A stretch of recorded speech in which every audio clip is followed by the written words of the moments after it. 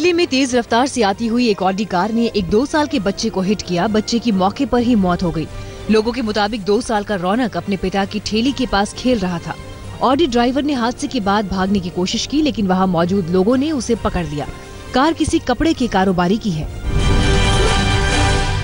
उत्तराखंड के चमोली में खाई में जीप के गिरने से 8 लोगों की मौके पर ही मौत हो गई। हादसे में 12 लोग घायल हो गए। गंभीर रूप से घायल लोगों को हेलीकॉप्टर से देहरादून भेजा गया। लोगों का कहना है कि ओवरलोडिंग की वजह से यह हादसा हुआ। वडोदरा में एक रिक्शे वाले की जांबाजी से एक नौजवान को दोबारा जिंदगी मिली। रिक्शे वाले ने मगरमच्छ के चंगुल से नौजवान को बाहर खींच लिया। युवक ने खुदकुशी करने के लिए विश्वामित्री नदी में छलांग लगाई थी, जहां मगरमच्छों ने उस पर हमला कर दिया।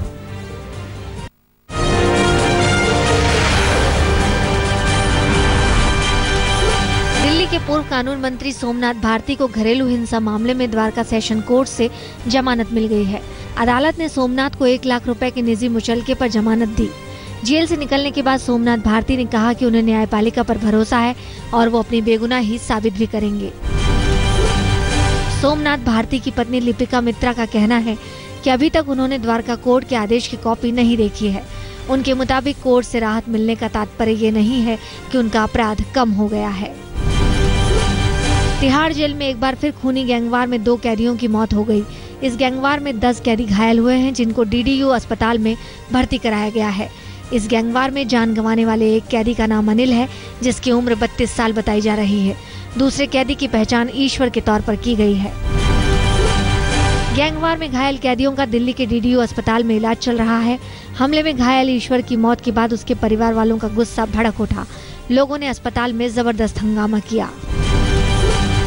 दिल्ली के बादली में एमसीडी के अतिक्रमण हटाओ दस्ते ने 90 साल के एक बुजुर्ग पर कढ़ाई का खौलता हुआ तेल डाल दिया, जिससे बुजुर्ग मुनेश्वर झुलस गए। मुनेश्वर की सड़क के किनारे छोले भटूरे की दुकान है।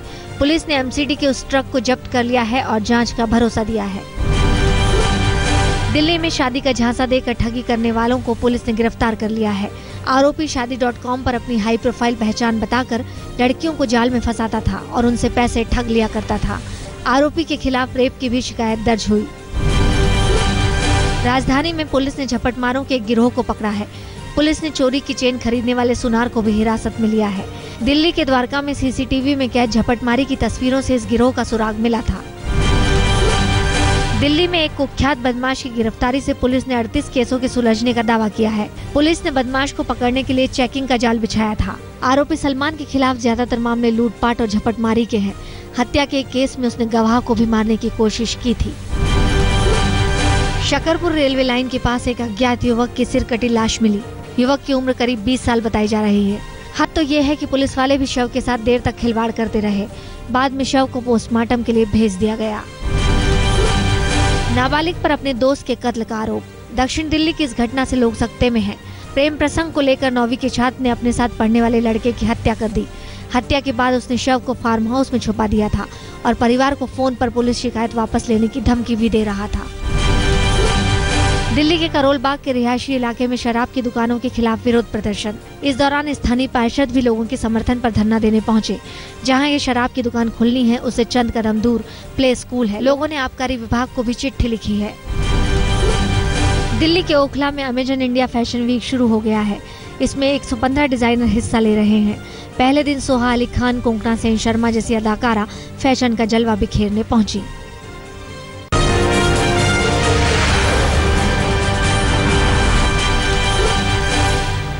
मुंबई में मशहूर पाकिस्तानी गजल गायक गुलाम अली का शो रद्द हो गया है। ये शो 9 अक्टूबर को होने वाला था। शिवसेना ने धमकी दी थी कि अगर गुलाम अली का कार्यक्रम रद्द नहीं हुआ तो हम अपने स्टाइल में विरोध जताएंगे। उद्धव ठाकरे से मिलने के बाद शो के आयोजकों ने इसे रद्द कर दिया।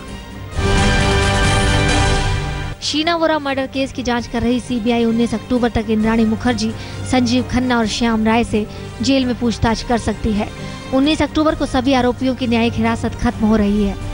अगर 19 अक्टूबर के बाद भी सीबीआई को और पूछताछ की जरूरत लगे तो वो 17 अक्टूबर से पहले कोर्ट में अर्जी दाखिल कर दे। नरेंद्र दाभोलकर मर्डर केस की जांच कर रही सीबीआई और गोविंद पानसरे मर्डर केस की जांच एजेंसी एसआईटी ने बॉम्बे हाईकोर्ट को अपनी स्टेटस रिपोर्ट सौंप दी है। गोविंद पानसरे के वकील ने कहा, 12 दिन में आरोपी गायकवाड़ की हिरासत के बाद भी जांच में एसआईटी को कोई सफलता नहीं मिली है। दोनों हत्याओं में अब तक एक भी गिरफ्तारी नहीं हुई है। FTII छात्रों और सूचना प्रसारण मंत्रालय के अधिकारियों के बीच बातचीत का एक और दौर बेनतीजा रहा। 10 अक्टूबर को एक बार फिर मुलाकात होनी है। छात्र चेयरमैन गजेंद्र चौहान को हटाने की मांग कर रहे हैं। FTII हड़ताल के 100 से ज्यादा दिन हो गए हैं। मुंबई पुलिस ने फिल्म एक्ट्रेस नलिनी नेगी, उनकी महिला मॉडल मित्र नेहा नागिया और मित्र सौम्या शिवहरे पर चोरी का मामला दर्ज किया है। पुलिस स्टेशन में तीनों से पूछताछ हुई। जिनके घर नेहा पेइंग गेस्ट के रूप में रहती थी, उन्हीं के घर से नकद और गहने लेकर फरार हो गई। मुंबई एयरपोर्ट पर कस्टम अधिकारियों ने नए आईफोन पर अपनी निगरानी कड़ी कर दी है। बिना ड्यूटी दिए इन्हें लाने वालों की खैर नहीं। पिछले 2 हफ्ते में मुंबई कस्टम अधिकारियों ने करीब 200 आईफोन जब्त किए हैं, जो अभी तक भारत में लॉन्च नहीं हुए।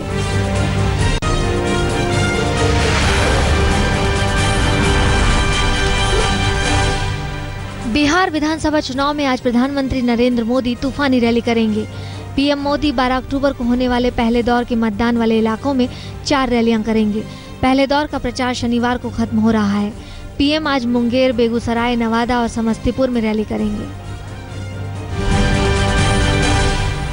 बिहार के समस्तीपुर की रैली में आरजेडी सुप्रीमो लालू प्रसाद यादव ने दाल और प्याज की महंगाई पर मोदी सरकार पर हमला बोला। उन्होंने कहा कि बीजेपी की सरकार में दाल और प्याज दोनों महंगा हो गया है। रैली में लालू का शायराना अंदाज भी नजर आया।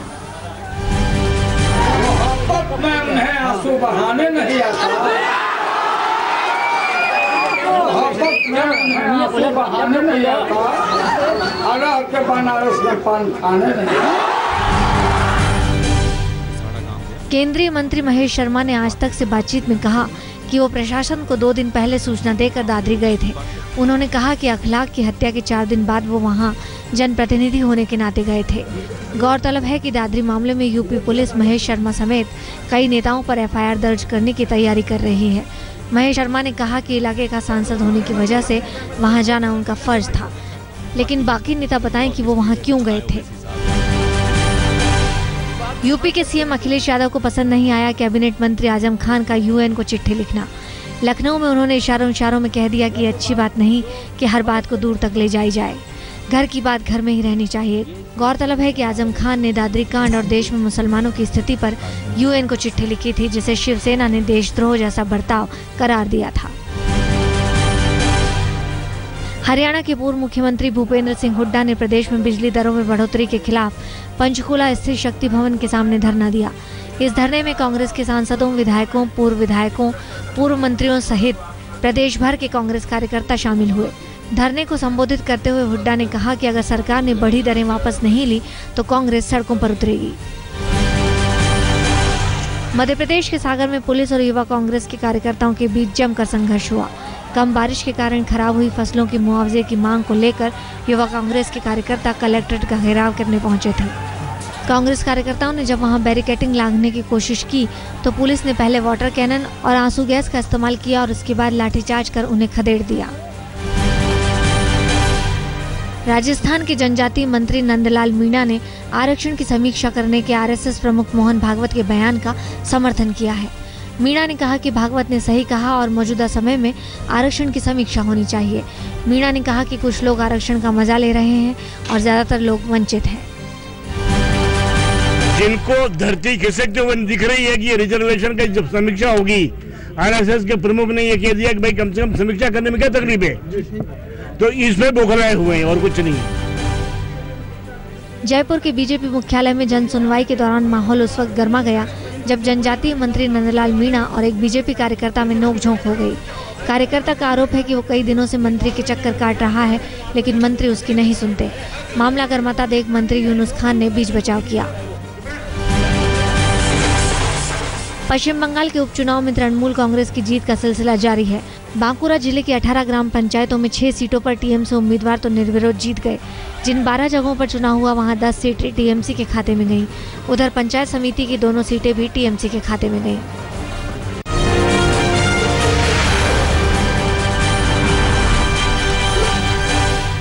महाराष्ट्र के बुल्ढाना में इंजीनियरिंग की छात्रा ने खुदकुशी कर ली। छात्रा गांव के 2 युवकों की छेड़खानी और अश्लील MMS से परेशान थी। आरोपी छात्रा को बदनाम करने की धमकी भी दे रहे थे। पीड़ित छात्रा ने खुदकुशी करने का MMS बनाकर दोनों युवकों को भेज दिया था। पुलिस ने दोनों आरोपियों को गिरफ्तार कर लिया है।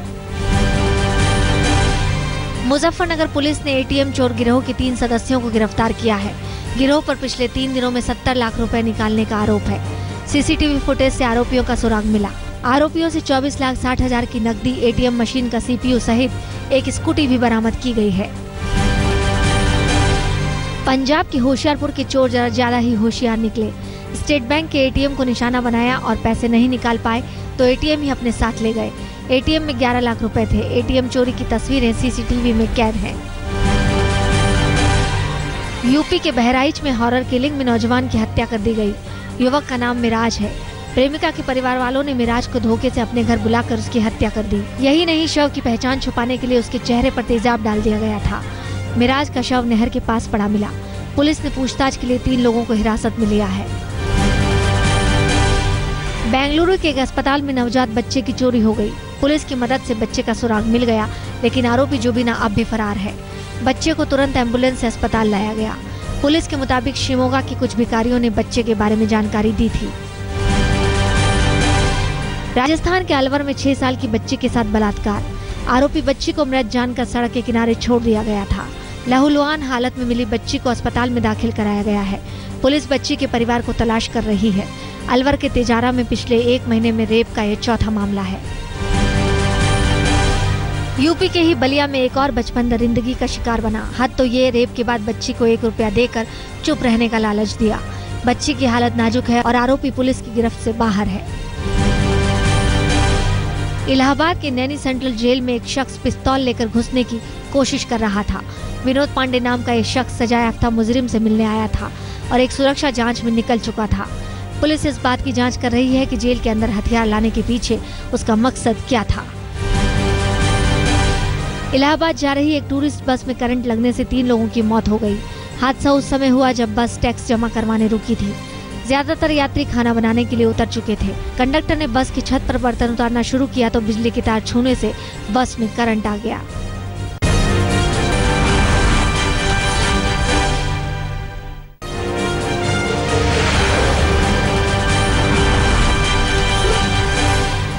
गाजियाबाद में 10वीं मंजिल से गिरकर बच्ची की संदिग्ध मौत हो गई है। हादसा पंचशील वेलिंगटन सोसाइटी में हुआ।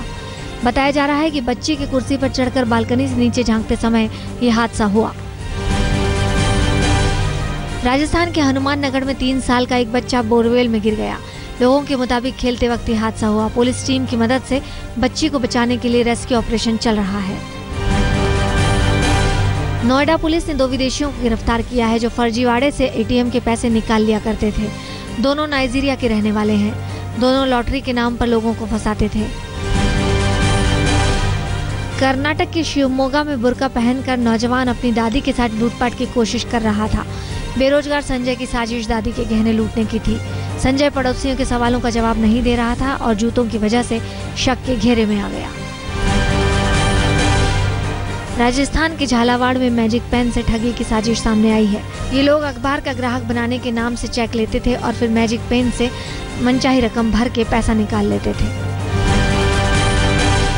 राजस्थान के भरतपुर में एक युवक 10 साल से जंजीर में बंधा है। घर वालों के मुताबिक शीतल होनहार लड़का था, लेकिन मानसिक संतुलन खराब होने से अब पागलों जैसी हरकत करता है। आज तक की टीम ने पुलिस को इसकी खबर दी, लेकिन इलाज के इंतजाम की बजाय पुलिस नसीहत देकर लौट गई।